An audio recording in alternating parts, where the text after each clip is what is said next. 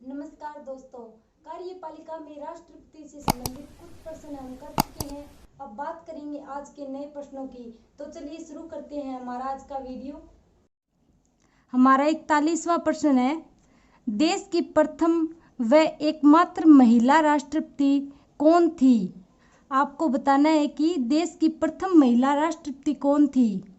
Option है इंदिरा गांधी, प्रतिभा देवी सिंह पाटिल, सरोजनी नायडू, मीरा फातिमा बीबी। तो इसका राइट आंसर होगा ऑप्शन बी। प्रतिभा देवी सिंह पाटिल है वो देश की प्रथम व एकमात्र महिला राष्ट्रपति थी। अगर हम अन्य ऑप्शन की बात करें तो इंदिरा गांधी है वो देश की प्रथम महिला प्रधानमंत्री थी, सरोजनी नायडू देश की प्रथम महिला राज्यपाल थी और मीरा फातिमा बीबी है वो सर्वोच्च न्यायालय में प्रथम महिला मुख्य न्यायाधीश थी।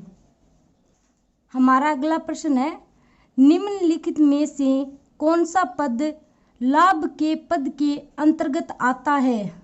आपको बताना है कि कौन सा पद लाभ के पद में माना जाता है।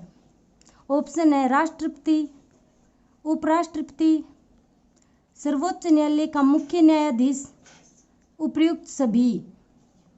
तो इसका राइट आंसर होगा ऑप्शन सी। सर्वोच्च न्यायालय के मुख्य न्यायाधीश का पद है वो लाभ का पद माना जाता है और लाभ के पद का निर्धारण है वो संसद के द्वारा किया जाता है। लाभ के पद में राष्ट्रपति, उपराष्ट्रपति, सभी राज्यों के राज्यपाल, संघ व राज्य के मंत्री नहीं आते हैं। हमारा अगला प्रश्न है, वर्तमान में राष्ट्रपति का वेतन है। राष्ट्रपति का वेतन बताना है आपको। ऑप्शन है 50,000, 2 लाख, 4 लाख, 5 लाख। तो इसका राइट आंसर होगा ऑप्शन डी। राष्ट्रपति का वेतन 5 लाख है और राष्ट्रपति को वेतन है वो संविधान की अनुसूची 2 के तहत मिलता है। हमारा अगला प्रश्न है, एक सांसद या विधायक राष्ट्रपति चुना जाता है तो एक सांसद या विधायक राष्ट्रपति चुना जाता है तो ऑप्शन है वह जो ही निर्वाचित हो जाए उसे अपनी सीट छोड़नी होगी, उसे चुनाव लड़ने से पूर्व अपने पद से त्यागपत्र देना होगा, एक सांसद या विधायक राष्ट्रपति का चुनाव नहीं लड़ सकते हैं, अपने निर्वाचन के बाद 6 माह के अंदर सीट छोड़नी होगी। तो इसका राइट आंसर होगा ऑप्शन ए। यदि एक सांसद या विधायक राष्ट्रपति चुना जाता है तो वह जैसे ही निर्वाचित होता है उसे अपनी सीट छोड़नी होगी। हमारा अगला प्रश्न है, राष्ट्रपति पद का उम्मीदवार अपना नामांकन जमा करवाता है। आपको बताना है कि एक राष्ट्रपति पद का उम्मीदवार अपना नामांकन किसे जमा करवाता है। ऑप्शन है उपराष्ट्रपति को, प्रधानमंत्री को, मुख्य न्यायाधीश को, लोकसभा महासचिव को। तो इसका राइट आंसर होगा ऑप्शन डी। एक राष्ट्रपति पद का उम्मीदवार अपना नामांकन लोकसभा महासचिव को जमा करवाता है और वर्तमान में लोकसभा महासचिव हैं उत्पल कुमार सिंह। उत्पल कुमार सिंह।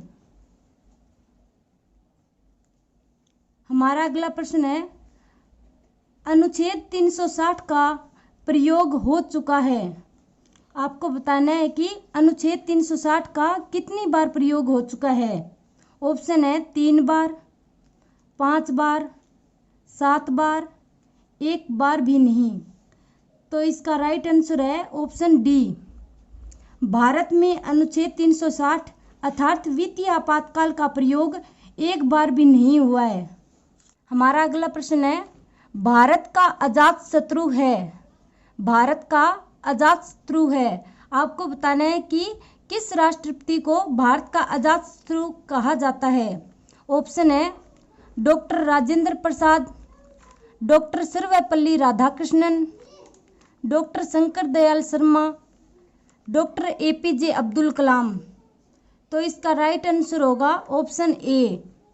भारत का अजातशत्रु है वो डॉक्टर राजेंद्र प्रसाद को कहा जाता है। हमारा अगला प्रश्न है, राष्ट्रपति पद के उम्मीदवारों को चुनाव प्रचार हेतु कितना समय मिलता है? कि एक राष्ट्रपति पद के उम्मीदवार को चुनाव प्रचार करने के लिए कितना समय मिलता है? ऑप्शन है 1 माह है, 2 सप्ताह है, 1 सप्ताह है, 3 सप्ताह है। तो इसका राइट आंसर होगा ऑप्शन बी। राष्ट्रपति पद के उम्मीदवार को चुनाव प्रचार करने हेतु 2 सप्ताह है अर्थात 14 दिन का समय मिलता है।